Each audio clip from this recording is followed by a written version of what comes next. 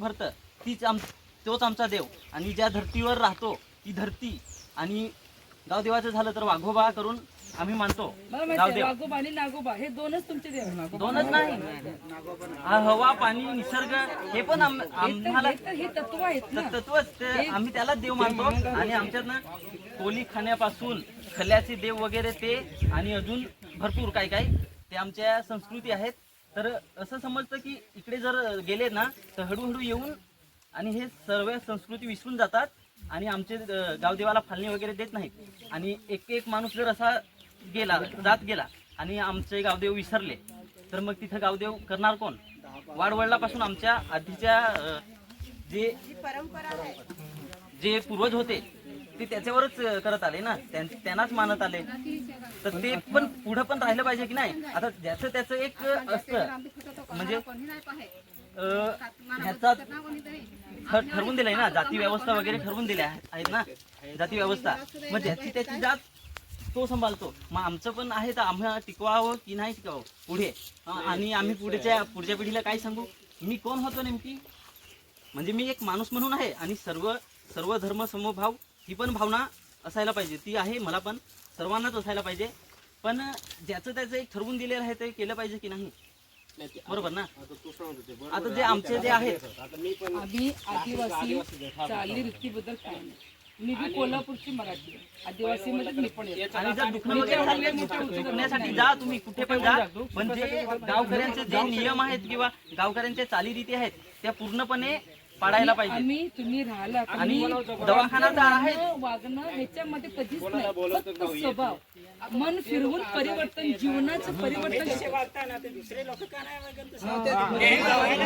तुमचं बोलणं वगैरे पण व्यवस्थित आहे आणि सगळं तुम्ही चांगली शिकवण देत असाल ठीक आहे. म्हणजे ते आम्ही पण मान्य करतो आणि ते तुमच्या बोलण्यावर समजतं. काय दिलं ते पहिला मानव जाती, आम्ही काय सांगतो पहिला माणसात देवा शोधावं.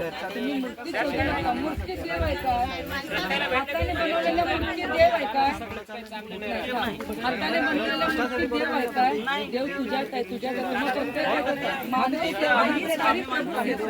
या गोष्टीवर आम्ही जोर देतोय. आणि आजपर्यंत जवळजवळ 7-8 वर्षाला आम्ही ते करत आहे. आम्ही कधी कुठल्या माणसाचा तिरस्कार केला नाही. उलट आजारी दुखण्याला जे येत नाही आमच्या गावात करतात, आता दुसरे करत असतील, दुसरे करत असतील त्याच्याबरोबर तुम्ही आम्हाला धरू नका. तुम्हाला पेटवू नका. आम्ही असं केलेलं नाही. आम्ही आजपर्यंत कुणाच्या घराजवळ कुणाला तुच्छ की तुम्ही ह्यांना असं समजा तसं समजा हा विचार केला नाही.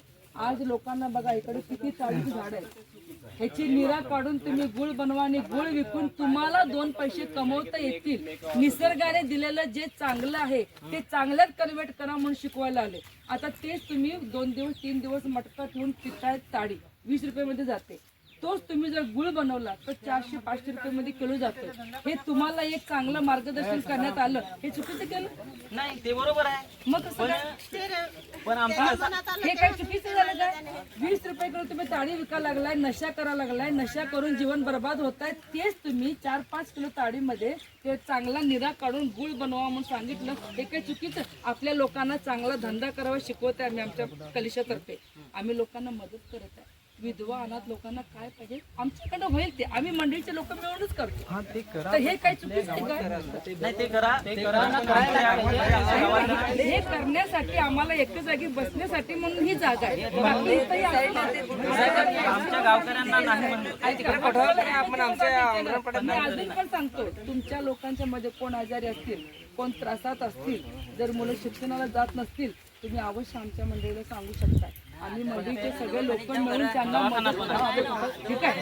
हे चांगलं करण्यासाठी आम्ही इथं आले. बाकी आम्हाला जाती आणि धर्माशी काही लेणं देणं नाही. जात किंवा धर्म स्वर्ग राज्यात घेऊन जाणार नाही, हे इथंच राहणार आहे. तुम्ही तुमचे आहेत, तुम्ही तुमचेच राहणार.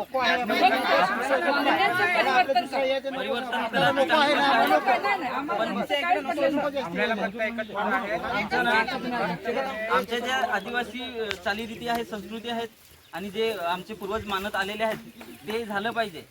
म्हणजे ह्या लोकांना कुठे पण जाऊ शकता, कुठल्या पण बैठकीत, काही नाही, त्याला विरोध नाही, काहीच नाही. पण जे आमच्या ज्या चालीरीती आहेत, फालणी वगैरे देत नाहीत कुणी किंवा अजून पण पुढे देतील किंवा नाही देतील, तर ते नाही झालं पाहिजे तसं. असं गावकऱ्यांचा असा हा आहे की आमच्या ज्या चालीरीती आहेत त्या टिकल्या पाहिजेत पुढे पण. त्याच्यासाठी आम्ही सांगतो की आमच्या गावात नका, तिकडे भरवताना तिकडे भरवू शकता, आमच्या गावात नको. पण इथे नको. तुम्ही लोक नको म्हणता तर काय हरकत नाही. तुम्ही तर बघतच आहे. एका लपून ठेवलेलं नाही मी. जे आहे ते सगळं open. बरोबर. नाही, इकडली माणसं जात असेल तर जाऊन देस, पण इथं आपल्या नको. गावात नको सध्या आपलं जास्ती वाढवायचं नाही काय एवढी इथं नको असं तुम्ही जा दुकानात जातात ते समजा ठीक आहे. ठीक आहे. सगळ्यांचे धन्यवाद तुमच्या मनात काय आहे सांगितल्याबद्दल. पण तरी पण खरोखर विनंती आहे, तुम्ही येऊन बघा प्रभूकडे आम्ही काय शिकवतोय. जीवन बदलायला शिकवतोय, जीवन परिवर्तन करायला शिकवतोय. जाती धर्माविषयी किंवा तुमच्या राहण्या पाण्याविषयी किंवा तुमच्या आदिवासी विषयी त्याच्यामध्ये तर काहीच नाही. बघा ना, आता बघा एखाद माणूस असेल की त्याला सर्व गोष्टी समजतात की पिणे वाईट आहे, खोटं बोलणं, चोरी करणं किंवा दुसऱ्यांची वागणं हे ते, तर ते तर शिकलोय ना आम्ही, लहानपणापासून शिकत आलोय. मग मला शिकवणीची गरज सध्या तरी नाही आहे एवढी. तुला जर वाटतंय की तुला गरज नाही तर मग तू नको येऊ. बाकी ज्यांना गरज आहे त्यांना येऊ दे. हा, पण ते तिथे जाऊन त्या गोष्टी, चांगल्या गोष्टी त्या शिका कारण बघा आणि आपलं जे आहे ना ते पण टिकवा. किंमत करणार आहे काय ते चांगल्या गोष्टी शिका, ते म्हणजे समजणार आहेत. ज्यांना जे समजत नाही ना त्या चांगल्या गोष्टी शिका आणि आमचं आदिवासींचं जे आहे ते पण टिकवा. असं हे तर जातात असे की त्यांना वागणं कसं, इकडे चांगली शिकवण देतात ना, ते शिकून येतात तर एका कानावाटा ऐकतात, एका कानावाटा सोडून देतात की काय माहिती रस्त्याला येताना. मला घरी येऊन आणि एका वर्गात किती मुलं असतात? 50 मुलं. शिक्षक एकच असतात, पण त्याच क्लासमध्ये फर्स्ट नंबर पण येतोय आणि फेल पण होतोय. मग असं का होतं? ते कसं घेताय तुम्ही? शिकवणारे बरोबर शिकवतात, पण ते घेणारा कसं घेतो? हो ना. पण तुम्ही जर चांगलं घेतलं तर ते चांगलंच येणार आहे, नंबर 1 येणार आहे. पण क्लासमध्ये नाही जर घेतले तर मग तुम्ही नापास. क्लासमधल्या सर्वच मुलं ऐका, सगळीच मुलं सर्वच मुलांना